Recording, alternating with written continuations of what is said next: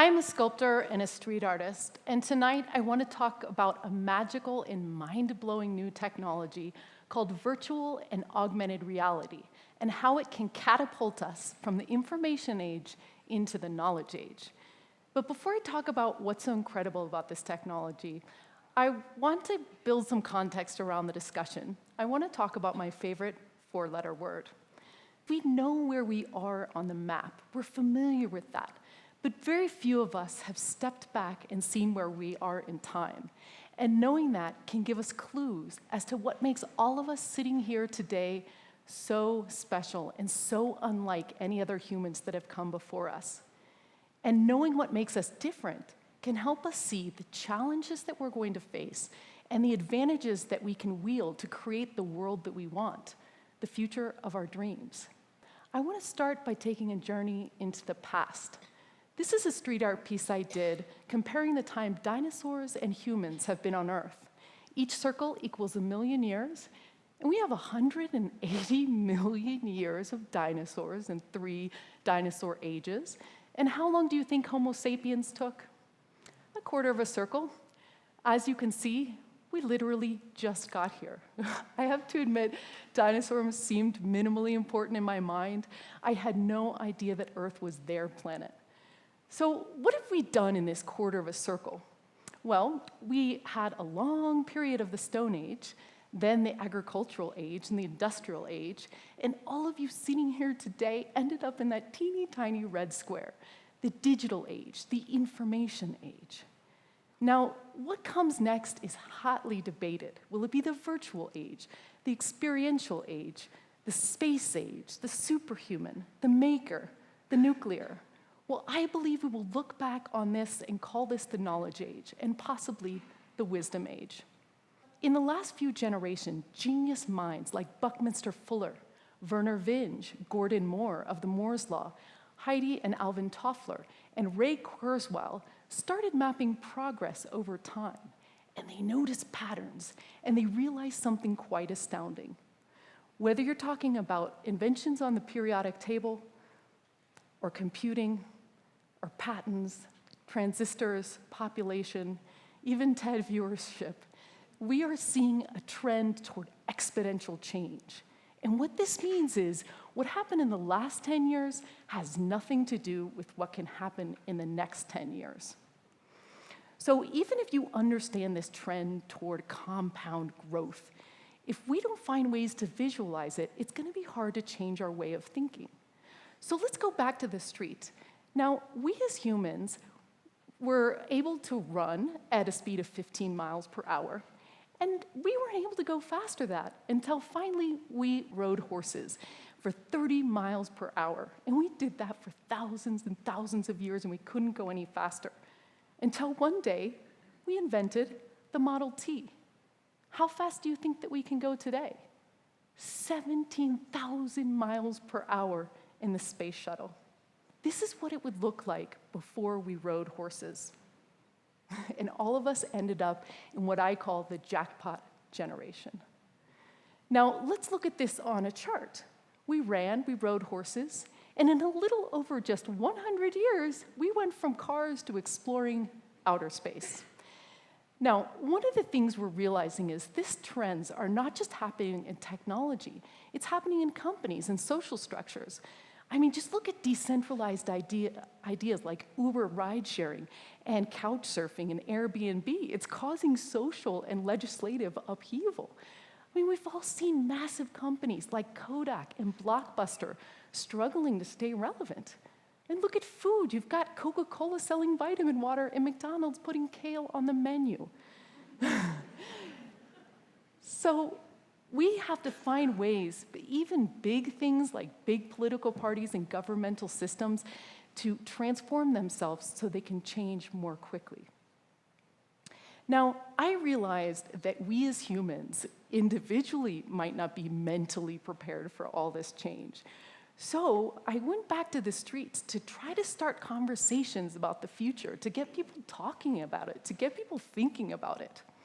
So I put up pranks like organ regeneration flyers to talk about bioengineering. I put up fake biometric and retina scanners on abandoned buildings. I put up strange tech terms, hoping people would look them up. What about artificial intelligence? I created micro timelines and transformed fire into the modern microwave. What about abacuses and calculators? It's easy to feel nostalgic about the past because it's so familiar. But what's going to happen now that things are moving so quickly? I want to zoom in on a single innovation that I mentioned at the beginning of the talk. Virtual reality and augmented reality will change the way that you see and feel the world. It's hard to describe it, but basically you can take a cell phone or a tablet or headset and move around three-dimensional objects on top of space. And in the case of the latest augmented reality headsets, you can actually pick up virtual items and move them around. In the case of virtual reality, you can transport yourself to another time and place, put on a headset, and look around as if you're actually there. And the craziest part about this technology is very recently, it's gotten so advanced that when you put on a headset and the information is coming into your eyes, your brain and your subconscious is processing that information, and your body cannot tell that it's not real. So if you're standing on a cliff, your lizard brain won't let you jump.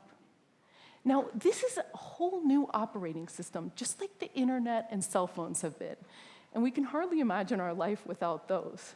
Well, this is going to be virtual living in every aspect of your life, from virtual banking to virtual learning, virtual travel, virtual shopping, virtual communication. Of course, virtual gaming, we can't forget that. I mean, it's going to totally revolutionize entire industries like construction, and it's already causing breakthroughs in mental and physical rehabilitation. Okay, so let's tackle the challenges and advantages of this new age. Starting with the advantages. Very expensive experiences and very expensive things become very inexpensive, replicable, shareable. And also, location no longer matters. Okay, we've always wanted as humans to transcend time and space. Well, virtual reality lets us do that. You can literally have great experiences anywhere, anytime, with your friends and family, no matter who you are or where you are on the world. Okay, so if you're a young girl in Kansas and you want to take a field trip to open an Egyptian tomb in the past for the very first time, you can. Want to see how beautiful Earth looks like from the moon, but you're not a billionaire living in the future? Want to eat dinner with friends and families, but they're 3,000 miles away? Want to recombine molecules, but you don't have a fancy lab? Virtual reality will let us learn, feel, remember, and process new ideas in a more experiential and deeper way. Okay, humans were hardwired to learn by doing, and virtual reality lets us do that. Your mind and your body will feel like it was real, and it will be real. It's going to be a new real. Okay, we started out with data in the world, a bunch of facts and figures, and we organized that data into useful information, and we put that into stories and books and the internet. Well, now virtual reality can transform that information into knowledge. So Edgar Dale stated that after 2 weeks, the human brain remembers 10% of what it reads, 20% of what it hears, and 90% of what it does or simulates. So instead of cracking open a textbook and having to read complicated theories about physics and construction, we all become foremen. Okay, our learning is going to be faster and deeper.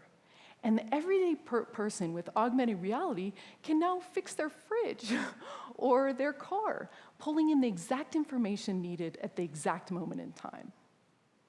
Now, does anybody know the difference between knowledge and wisdom? Compassion. And one of the most surprising and unexpected things we're learning about this new medium of virtual reality is when people put on a headset and they become another gender in another country, in another place, they immediately feel compassion. So much so that the entire industry has nicknamed virtual reality as the empathy machine. And it's already being used in the United Nations to successfully change votes on the refugee crisis and create conversations about laws about solitary confinement and police training.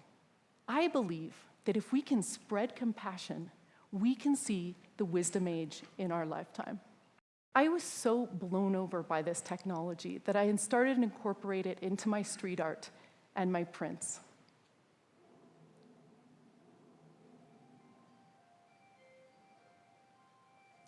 This is a headset-based art on top of art.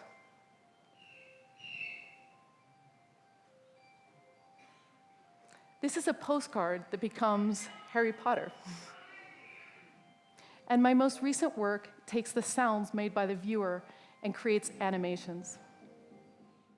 In 2013, I began to create a sculptural timeline of all these VR headsets, starting 60 years ago and running all the way to today. I was fascinated by the passionate quest of all these companies to bring this technology to us. And look at what happened when I put it on a chart. This is that same acceleration curve that's so scary and exciting and prophetic. And this right here is the greatest challenge of our age: change. The ability to love and enjoy change. We have to admit that it's happening. Otherwise, we're not going to be able to leverage its unique abilities. Okay, and let's start by saying that change is not necessarily scary and bad. Change can be good. And in our accelerating world, good things can happen more quickly. Okay, you can use a fire to burn a house or cook a meal. You can use a pen to write a declaration of war or to write a love poem. It's not the tools, but how we use them that define where we're striving as humans. Okay, we've come from a world where only a few elite had access to handwritten books that were locked away, to a world where we can take out our second brain and read a book or write down an idea, and it can spread all over the world in a matter of days or hours or seconds.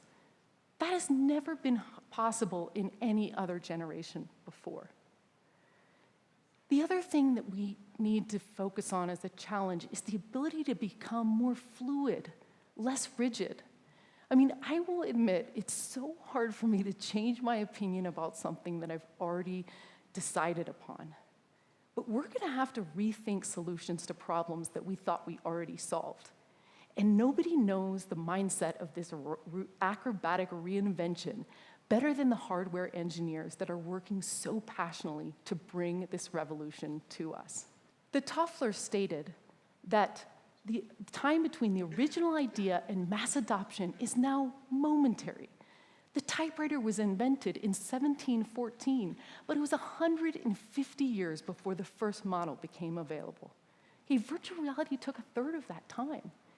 In part thanks to 3D printing, a single headset like this one from HTC Vive went from prototype to being sold in stores in a matter of years.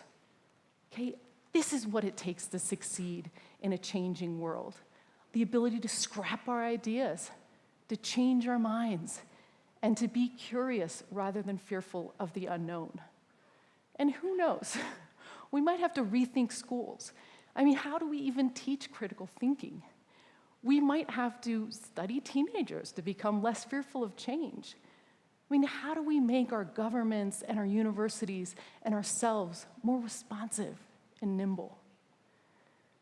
I hope that in this process of stepping back in time, we can see that most generations were the same as past generations on the order of thousands of years.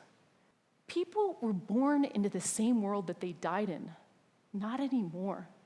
We are experiencing a new way of life. You might even say a new way of being human. I have hoped that I've made you truly curious about your rare position in history and given you the context to see why this is the most exciting time in history to be alive. We have the rare opportunity to see the world change in our lifetime. And now that we're connected, everyday people, we can get together and change the world in our lifetime. I dare us to dream big.